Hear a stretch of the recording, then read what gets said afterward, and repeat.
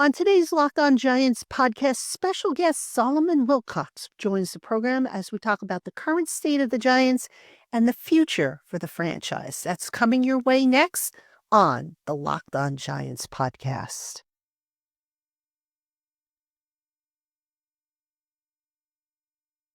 You are Locked On Giants, your daily New York Giants podcast, part of the Locked On Podcast Network, your team every day. Hello, New York Giant fans, and welcome to another edition of the Locked On Giants podcast, part of the Locked On Podcast family, your team every day. I'm your host, Patricia Traina, credentialed member of the New York Giants media for Locked On, as well as for New York Giants on SI, which is where you can find all my written work. And as always, welcome on into my Blue Crew community members, my everydayers, my newcomers, and everybody in between. Thank you so much for spending part of your day with us here on the Locked On Giants podcast. And today's episode of Locked On Giants is brought to you by FanDuel. Super Bowl 59 is here, and there's no better way to make every play more exciting than with FanDuel Sportsbook. New customers can bet just $5, and if you win, you'll score $200 in bonus bets. Download the app or head to FanDuel.com to get started. All right, folks, on today's Locked On Giants podcast, my special guest is Solomon Wilcots. He is a former NFL player, currently a broadcaster, and he comes on now, it seems like once a year, always a great guest to have on, and very insightful, gave some great answers and insight into the current state of the Giants, the future, where they might be headed as far as the franchise, the decisions that were made by ownership to retain Joe Schoen, Brian Daboll, and just I thought, a really good conversation. I think you're going to really enjoy it.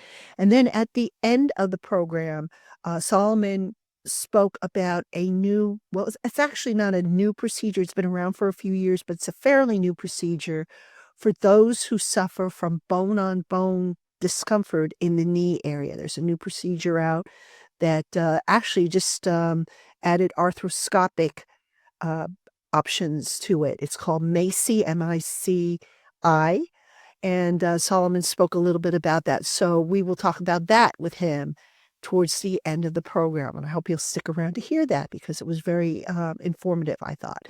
All right, so without any further ado, let's get to our interview with Solomon Wilcots.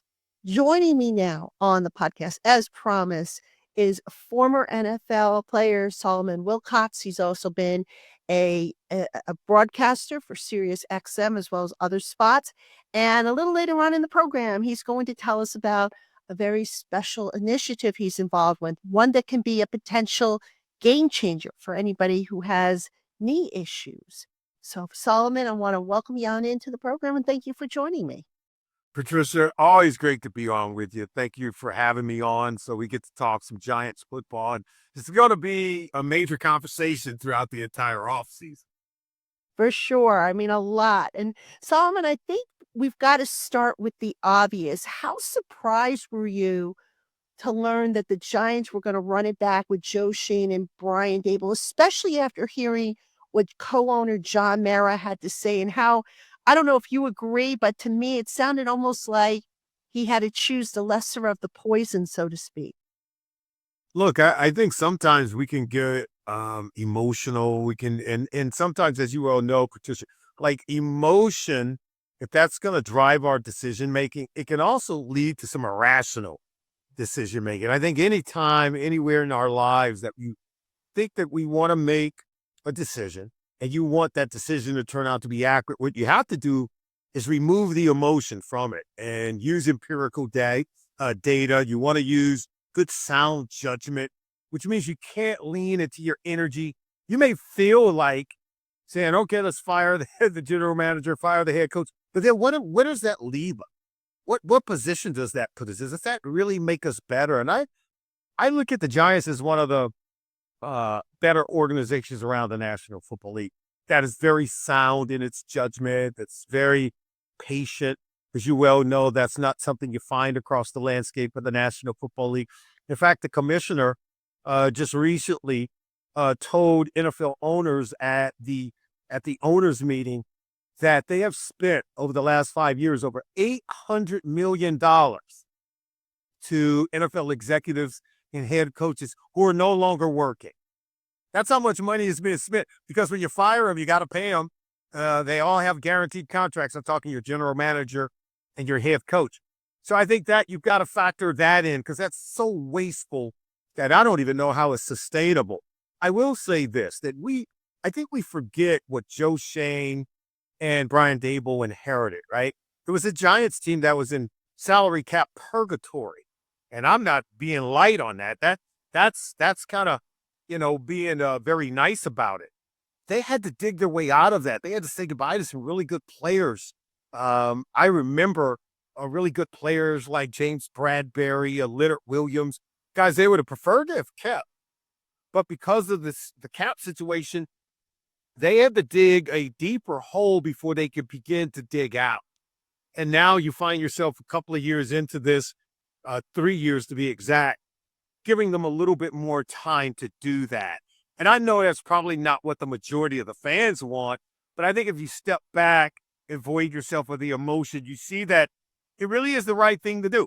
You can't get caught up in the fact that, man, we lost Saquon Barkley, let alone to the Eagles. Look how good he's playing. Oh, let's fire the guys. Well, that's not a reason to fire. Almost everyone could have said, let's keep Saquon Barkley. But what good would that have done to Giants? We know it was great for the Eagles, but what good would that have done to Giants when you don't have the team built around the running back position? And I think there are a lot of other questions that we could answer in terms of how this team is being constructed. But, I do think the arrow is starting to point in the right direction. They just need to continue to make good decisions moving forward. Solomon, the Giants gave Daniel Jones almost 6 years to make it work. Why do you think it didn't work with him? I think, first of all, I think in the beginning, there just wasn't enough substance around him. I think there was a lot thrown onto him that he was going to have to perform at a high level right away if they were going to have any shot of winning. Once Brian Daboll came in, as you remember, in 2022, I thought it gave him a really good opportunity to win, or at least play well. And he did. And it was after that year they had to kind of make a decision. It would have been nice to see how he would have played for 2 consecutive years under Brian Daboll, but they had to make a decision. They paid him. They didn't pay him at the top of the market. I'll give him credit. They paid him at that second tier with the option to maybe, okay, let's see what it's like down the road. After another year or two, we can kind of readjust, and that's what they did. After 2024, they gave themselves that out in the contract to get out of the contract, and that's what they did. He didn't grow. And I will say this about Daniel Jones. Is he a bad quarterback? No. Is he a great quarterback? No, he isn't.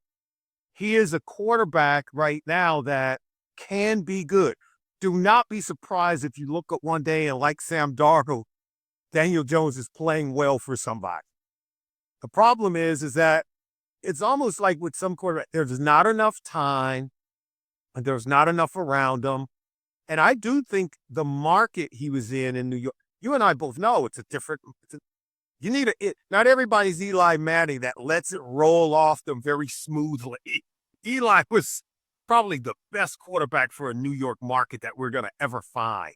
I thought Daniel Jones was close to it because his demeanor, as you well know, Patricia, is kind of even keel, right? He doesn't overly respond or react to all the stuff around him.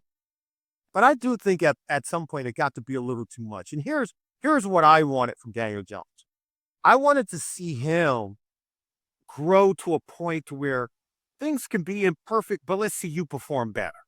Things shouldn't have to always be perfect for you to play well. Let's see that, Daniel Jones. If you can just get to that level, then I think the Giants would have said, okay, no, we can continue to work with this. But we waited, and over the 5 to 6 years that you just referenced, you never saw him be bigger than the moment. Whatever the moment was, that's what he was. If it was a bad moment, he was bad. If it was a good moment, he was good. When things were great, he was great. I do think his athleticism and his overall abilities does lend itself to him being in a kind of system like what you see with a Jaden Daniels, with a sort of he is a multi-purpose quarterback. He can run, can throw. He just has to have greater poise when the pressure's on. He has to play better under pressure. And that's where I think he never lived up to that. And 6 years into this league, you ought to be performing much better when they're blitzing you, when they're sending more than the offense can block. You've got to get the team and the coaches out of that situation. Your experience should really be an asset there. And we never saw that Daniel Jones emerge. Solomon, with the Giants being at a crossroad now at quarterback, I mean, obviously, I don't think Drew Lock is the answer. I don't think Kony Tibido is the answer. I don't think Tim Boyle is the answer. So that being said, when you look at all the pieces, we see how the free agent market is shaping up. We kind of see how the draft class is shaping up. Is it easier at this point, given where the Giants are, to just find their next Kerry Collins as opposed to their next Eli Manning?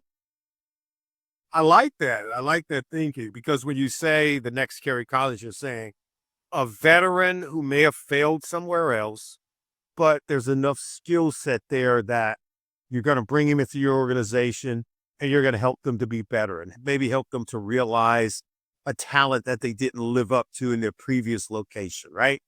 But I think those guys are much more difficult to find. Look, I'm searching now. You got a Kirk Cousins. That was a situation in Atlanta this year, and we know how that ended. It happened with Sam Darnold, but I don't know that Sam Darnold is a guy that you're looking to bring back into the New York market. That would be interesting, wouldn't it? The fact that he didn't work with the Jets. He had some time in Carolina where it didn't really work, but then kind of found his footing in San Francisco, moved on to Minnesota. Now the guy's full blossom, right? Now is he ready to do that, coming back into a New York market for a Giants team that's not nearly as well suited around the quarterback position like the Minnesota Vikings? I like Justin Jefferson, and you could say that, well, Malik Neighbors kind of gives you some of that.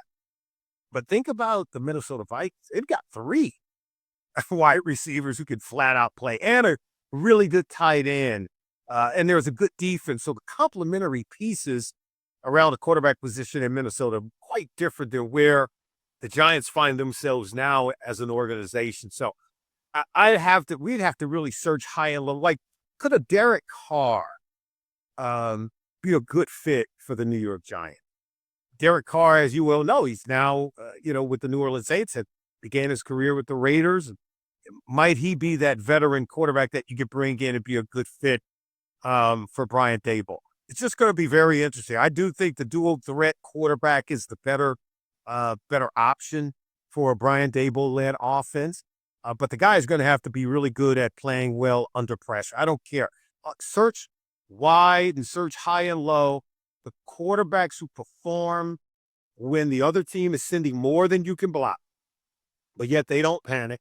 They still have poise, and they get the team out of those situations without turning it over on a regular basis. Those are the players you're looking for. Those are the quarterbacks that tends to set themselves apart. Hey, Giant fans, as a small business owner, your work doesn't end when the clock hits 5 o'clock. Your business is always on your mind, which means when it's time to hire, you need a partner that works just as hard as you do. That's where LinkedIn Jobs comes in. When you clock out, LinkedIn clocks in. LinkedIn makes it easy to post your job for free, share it with your network, and get qualified candidates all in one place. LinkedIn's new feature could help you write job descriptions and then quickly get your job in front of the right people with deep candidate insights. And here's a pro tip. Add the hiring frame to your profile picture to double your reach to qualified candidates. No wonder 72% of small businesses say LinkedIn helps them find high-quality hires. Post your job for free at linkedin.com/lockedonnfl. That's linkedin.com/lockedonnfl to post your job for free. Terms and conditions apply.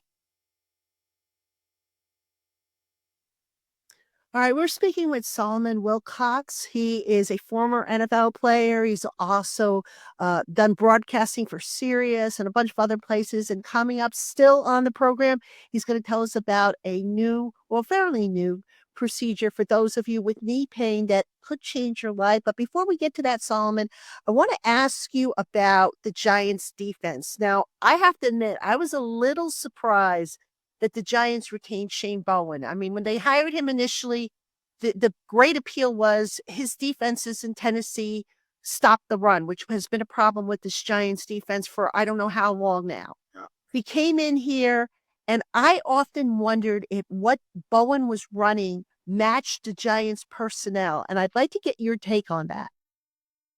Yeah, look, I think whenever you get a defense coming in for the first year, I think there's going to be some growing pains. I thought the Giants defense, Patricia, played better during the first half of the season than they played in the second half of the season. We all remember that night on Monday night, Joe Burrow, what a 50-yard run. They were locked in man-to-man coverage. He saw they were in man-to-man coverage, and he just took off a ray. But that was really the biggest play of the game offensively. I think they made one play late in the fourth quarter to get themselves in position to kick a field goal. I thought the Giants' defense that night was awesome. And you remember the week before, they went out and played a really good Seattle Seahawks offense on the road, and I thought they were dominant. But that seemed to be the high watermark during the course of the season. I thought the defense got worse as the season went along, not better. Dexter Lawrence is one of the premier interior defensive linemen in the National Football League. Brian Burns, I thought, was an excellent fit for this team. I think Bobby Okereke, another linebacker who I think is a really great fit within this defense. There are some pieces within this defense that a lot of teams would want. In fact, when I got to the end of the year and I saw how the Giants ranked across several metrics in the PFF database, their defense ranked very high. It's really about, I thought that game toward the end of the year where you allowed, where they really took it to, I think the Indianapolis coach had played, that to me is what this team can be, at least defensively, right? There are moments where this defense for the Giants looked really good. Now it's about consistency. It's about, can you bring that energy every single week? There are some pieces to this defense that I absolutely love. They're going to have to figure out what to do with Deonte Banks because here's a guy that's a high draft pick, but I don't know if he loves the game or not. I don't know if he wants to play the way the coaches want him to play. To have to be pulled off the field because you don't tackle, to have to be pulled out of games because you're not energetic about running to the ball or getting off blocks, that's a problem. And here's a guy that was a high draft pick that's capable of doing so much more, but for all intents and purposes, doesn't even look like he wants to play. So to me, that's where I think, look, as a defense coordinator, I think Joe Shane as a general manager and as a head coach, Brian Dable, they're going to have to lock in and maybe do a better job of not only assessing the talent of the players they're bringing in, but you and I both know you've got to be able to find players who love playing this game. The number one talent that if you talk to Ozzie Newsome, if you talk to any of the great talent evaluators who built really good teams, you've got to find guys who love the game of football, because it doesn't come down to, oh, I don't have the contract that I want. Oh, this isn't right or that isn't right. If they love the game, they're going to come to play. And they'll let everything else work itself out. But when you start putting other things before that, that's when you run into these problems like what they find themselves in with Deonte Banks, who has talent, but you question as to whether or not he truly loves playing the game. Because from what I can tell, there's not a whole lot of love there. Yeah, that's a shame too, because he's talented and he can do it. But sometimes I think his confidence certainly takes a hit. And, Solomon, another player that has kind of, I don't want to say sharply divided the fan base, but you have some people who don't really care for him and some people who say, give him some more time, is Kayvon Thibodeau. And I want to get your take on what you've seen from him. Brian Burns was brought on and to be that 1-2 punch with Thibodeau. Burns, as you mentioned, was fantastic. Thibodeau had the injury this year, but some people will say he only shows up and is productive against the weaker offenses, if you will. And I'd like to get your take on what you've seen from him. Thibodeau is a good player. He's not a great player. I still think he's evolving as a player. And I think sometimes when you have a quirky personality, here's a guy that kind of, he comes off as this jovial, very interesting, more cerebral, kind of quirky personality that a lot of people like. I remember when the Giants drafted him, Giants fans loved his personality, right? And you watch him doing the commercials, you could see there's this energy there.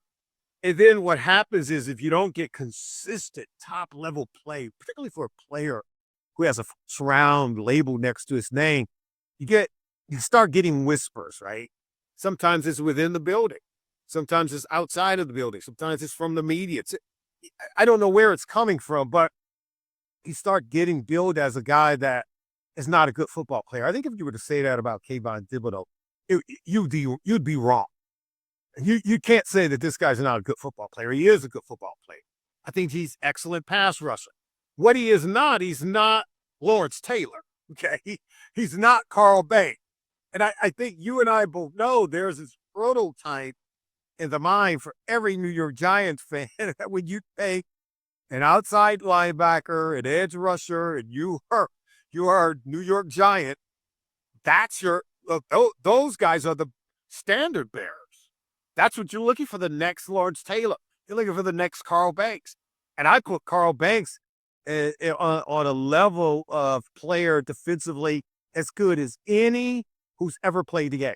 I'm just telling you right now. He's as good as any who has ever played the game. And Lawrence Taylor will tell you that. Carl Banks is a bad dude. So now, Kayvon Thibodeau's he's not those guys. So now I think you just can't just throw the baby out with the bathwater, as they say. You can't just throw throwing away players, spend the first round pick. When you say he's not good enough, to me, I don't know what the metrics are when that point to he's not good enough. He is good. He can continue to get better. He can continue to develop. I do think the addition of Brian Burns helped him. He's getting more singles, and he is making plays. You might say it's against the weaker offensive tackles, but they're NFL players. He's making plays against. He's getting sacked against NFL offensive tackles. He's got to develop, I think, more than one or two pass rush moves. His speed game is really good. His speed to power is really good. Being able to get off some of the bigger, heavy-handed tackles is where he's kind of struggled. Being able to make that second and then initial move. I like his motor, and that's what I think lends to me believing that he is going to continue to get better. And I think that's what you have to take, that approach with a player who's going in their third season, that they have to continue to get better. And then let's see where he goes from there. And to be fair to the young man, nobody ever is going to be Lawrence Taylor. Lawrence Taylor, they broke the mold when they made him. And you could make the same case with Carl Banks, who should be in the Hall of Fame, in my opinion. That's right. So I'm with you on that one. And listen, when I say the same thing, Michael Parsons, people talk about him with that. Stop mentioning his name with Lawrence Taylor. He's not even close. Mm-hmm. Not even close. When people say that, you know what, Patricia, I'm thinking they never saw Lawrence Taylor play. Because you would never look at, and look, I'm not here to kill Michael Parsons, but I've watched teams with the read option. They slow play him coming down the line. Is he going to pitch it or is he going to give it to him? You would never be able to do that to Lawrence Taylor. He would kill your quarter. Oh, the slow playing like an option quarterback against Lawrence Taylor. Your quarterback would be over there in the blue tent. I'm just right now. You could not do that against linebackers like Lawrence Taylor and Carl Banks. You could do that to some of these guys now. And unfortunately, Michael Parsons is one of those guys. So I would never put him in that category. And I think that's a disturbance. Lawrence Taylor, I'm just saying this and I'll kind of quiet down. You know this. I think he was the second overall pick in 81. He was Defensive Player of the Year as a rookie. Defensive Player of the Year. He was the best player on the defensive side of the ball. Could have been MVP, by the way. Okay? So, no, let's just stop with those comparisons because it does the player a disservice. You're really discounting him when you're trying to hold him to that standard. Absolutely. And Lawrence Taylor's teammates all spoke about how he came into practice that first day and he started off at the bottom of the barrel. And by midway through the practice, he was running with the ones. George Martin, Harry Carson told me stories about Lawrence Taylor and how crazy good he was. And you're right. I mean, anybody who tries to hold today's players to Lawrence Taylor, different era, by the way. Yes. I think you're doing them a disservice. I do agree with you. All right, Solomon, before we get to Macy, I want to ask you one last question about the Giants. When you look at this Giants team, the way they are built, fans look at the record and they say, the team is going backwards. But do you think there is enough of a good core on this team to where maybe they can be better next year? And if so, what else do they need to really take that next step and get the arrow pointed in the right direction? I love to see another playmaker at wide receiver. Malik Neighbors is the real deal. You should feel good about that. I think Jalen Hyatt is a guy that, while he has a vertical stretch, he's not making any plays. He's not making enough plays. So guys like Darius Slayton, who was once a fifth-round pick, continues to be the guy that you have to rely on. Guys like Wan'Dale Robinson continues to be the guy. But you need prolific players. Think about when you guys played the Bengals that night. I mean, you had a Jamar Chase, you had a T. Higgins, you had multiple weapons for Joe Burrow. That's what you need. I love the fact that this team has done well in the draft in recent drafts, right? John Michael Schmidt Jr. In 2023, and then last year to get a Malik Neighbors and a Tyrone Tracy Jr. at the running back position in the same draft. And then you go to Tyler Nubin in the secondary. The fact that you got to continue to build through the draft and you started to find over the last couple of years of players who can make plays there, I think it's phenomenal. I think the offensive line is much improved.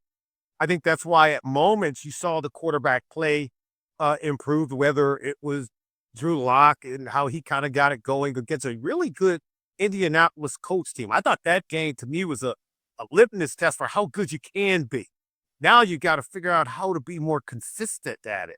And the defense, I've already talked about it, I already named some of those names, but starting with Dexter Lawrence, you look at this roster, there are players now in this roster that gives you a much better team than what you had 2 years ago. Certainly than what you had 3 years ago. So I think year over year, the roster has gotten better. I think the rankings, the metrics that measure your performance on defense over the last 2 years, by the way, I remember 3 years ago, the Giants barely had 5 interceptions for the whole season. And now they're like top 10 in takeaways. They're tops in getting sacks and pressure on the opposing quarterback. They are showing up in some of the most major statistical categories on the defensive side of the ball. So there is measurable improvement, I think, on both sides of the ball. And I would not be surprised if they could get the guy pulling the trigger at the quarterback position. I would not be surprised if the Giants are able to compete in 2025. Now, still a ways to go because you and I both know that's a big hole to fill at quarterback. Yeah, absolutely. And hopefully they get it right because I know Giant fans are tired of losing year after year after year, and especially seeing, the Eagles and now Washington look like they're going to be the top 2 teams, at least for the foreseeable future. Hey, Giant fans, Super Bowl 59 is here. 1 game, 2 teams, endless possibilities. And there's no better way to make every play more exciting than with FanDuel Sportsbook. Whether it's predicting the first touchdown, calling the MVP, or even betting on the coin toss, FanDuel makes it easy to get in on the action. With live betting all game long, you can adjust your bets as the game unfolds and feel the thrill from kickoff to the final whistle. The live betting feature lets you stay involved no matter what happens on the field, and the app is super easy to navigate. Plus, knowing that you can place a $5 bet and potentially win $200 in bonus bets for the Super Bowl. That's the icing on the cake. So go on and download the app or head to FanDuel.com to get started. Bet just $5, and if you win, you'll score $200 in bonus bets. That's FanDuel.com. Bet with FanDuel, an official sportsbook partner of Super Bowl 59. Hey, Giant fans, if you're looking to join an exclusive community of Big Blue Faithful where you can discuss the team and receive inside information in a toxic-free environment, then you need to check out the Locked On Giants Blue Crew community. Members get access to our exclusive by invitation only Discord channel where we can talk with one another, ask questions, get breaking news, and so much more. Plus, as part of the Locked On Giants Blue Crew, I text exclusive updates and info directly to your phone, and you can communicate with me directly one-on-one via text. So come on and see what it's all about with a free 14-day trial. And when you use our promo code Blue Crew, you will get your first 2 months after your 14-day trial ends at 50% off the regular monthly price of $4.99. If you don't like the service, cancel before the trial ends and you'll owe absolutely nothing. For more information or to register, visit joinsubtext.com/LockedOnNYGiants. And don't forget to enter that promo code Blue Crew, BLUECREW, at the top of the page for your 2-month discount. Text and data rates may apply. Please see your carrier's plan for details. All right, we're speaking with Solomon Wilcots, former NFL player, broadcaster, does a lot of broadcast work, and he's also involved with a fairly new initiative. I think it's been around a few years, but for those of you who suffer knee pain, and every year more than 12 million people visit doctors' offices because of knee pain, which turns out to be cartilage damage. Solomon, we're going to talk about MACI. And for those who watch my podcasts on a regular basis, they know my dog. My newest dog's name is actually MACI, but this is a special procedure, MACI. Solomon, tell the folks about the MACI procedure, what it does, and the results that it has had for people. Well, thank you, Patricia. Look, MACI, brought to us by Vericel. It's a procedure to help restore and repair cartilage damage in the knee. It's already been approved by the FDA. It's been approved for over 5 years now. But the new element towards the MACI procedure is that it can now be done arthroscopically. So you're going to hear a lot about MACI arthro. And as you well know, arthroscopic means that you can go in with just a very small incision. You can go in with a camera, go in with a tool that helps remove the tissue and to repair the tissue. And so it's a less invasive procedure than the previous procedure where they would have to cut the knee, just create a small incision to go in and then do it more manually. Now, when you can do it arthroscopically, what this does, it improves your time to recover from the procedure. Now, we should let people know what MACI is really all about, because this is the new cutting edge way to help athletes, weekend warriors, those people who might be pickleball players or just, golfers or skiers or weekend basketball players. Or if you're an NFL athlete and you've had some kind of cartilage damage, the MACI procedure is what you want. It is really where they use your own cells to help you grow cartilage tissue. So they go in orthoscopically, they remove a small portion of the existing cartilage that's healthy tissue. They grow it in a lab on a cartilage membrane. And then basically, once it's grown to the point where it matches the area where they removed it or the area where it was damaged, they go back in and it adheres to the healthy tissue, right? And this really helps you to keep your natural cartilage. Now, the cartilage is that smooth tissue around the bone that keeps you from rubbing bone on bone. Once you get to a disease state where most of that is gone and you start to rub bone on bone, now you are really headed toward a knee replacement. And so this procedure, I think, is going to keep a lot of people from getting that far down the road, because again, it's an autologous science. It uses your own tissue to help you regrow your cartilage and to keep you from deteriorating to the point where you're going to have knee replacement surgery. If you want to find out more about it, Patricia, you can go to Macy.com, MACI.com, to find a doctor in your area and learn more about the procedure. Solomon, what kind of results has the procedure had, especially this new arthroscopic version of it? What are we looking at in terms of, being able to get back and resume normal activities? And what's usually the recovery time? How much has that been reduced? It's a really good question. What doctors will tell you, I'm not a doctor. I'm only able to talk about the science and some of the cases that have been done so far. And the orthoscopic procedure is one that's fairly new, and there's only a few cases, but they will tell you that each patient is different, depending on how far that your cartilage has deteriorated.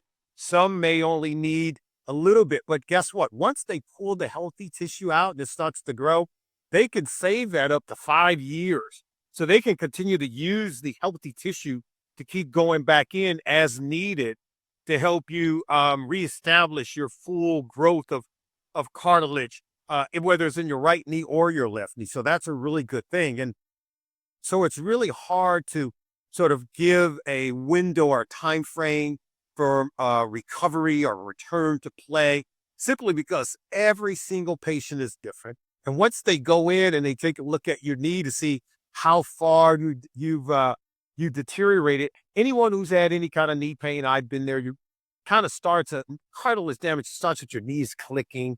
It won't maybe extend all the way, or you can't bend it all the way. You start to have some knee pain or maybe some arthritic pain. You go to the doctor, they say, yeah, you got some deterioration in the cartilage. That you want to try to get in early stage. The earlier stage, which means the faster you can recover. The later stage means that it may take a little bit more time. So that's why even the doctors who know the science better than I would refrain, or at least hold back from predicting a return to play. But I will say this, using your own cells, there's nothing better than being able, the science of what we call an autologous science, to use your own stem cells, your own healthy tissue, to help regrow a part that has already been deteriorating. This is phenomenal science that, again, has already been approved by the FDA. There are a lot of people who have already had the procedure. And so it is now becoming the one procedure that patients are talking to their doctors about more and more. Solomon, you mentioned you've had knee issues in the past. I mean, would this procedure have made a big difference for you during your playing days, do you think? Oh, absolutely. There's no doubt about it. And I haven't had the kind of knee pain that would require any kind of knee surgeries. I've been very fortunate in that sense. But I've talked to many players former players who've had knee replacement surgeries, who've had to deal with cartilage damage. And they were like, man, I wish this was around when I was playing. I wish this was around. I wish I had known about it before I had a knee replacement surgery. And that's why we're working to get the word out. We want to thank you for sharing your platform, for allowing us to spread the word, because there are people who need to know about this innovative technology, that hopefully this is the right time for them to be able to consider other treatment options. And so you should go to the website, Macy.com, MACI.com, to see if this innovative procedure is right for you. All right. And we're going to have that information, by the way, for people in our show notes if you want to check it out. Excuse me.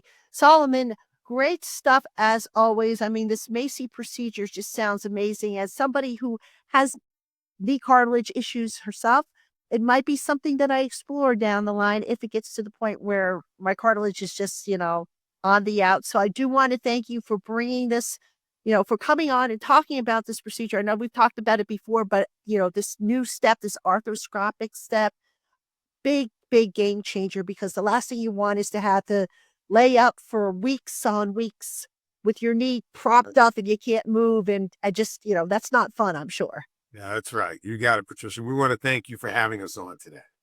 All right, folks, that is Solomon Wilcots. I hope you enjoyed the interview. It's always good to have him on. Solomon, thank you for coming on. Giant fans, we will see you tomorrow. We've got Shrine Bowl previews. We got Senior Bowl previews. So we got a busy week here on the Locked On Giants podcast. And we hope that you will join us. For Solomon Wilcox, I'm Patricia Traina, and we will see you tomorrow, Giant fans.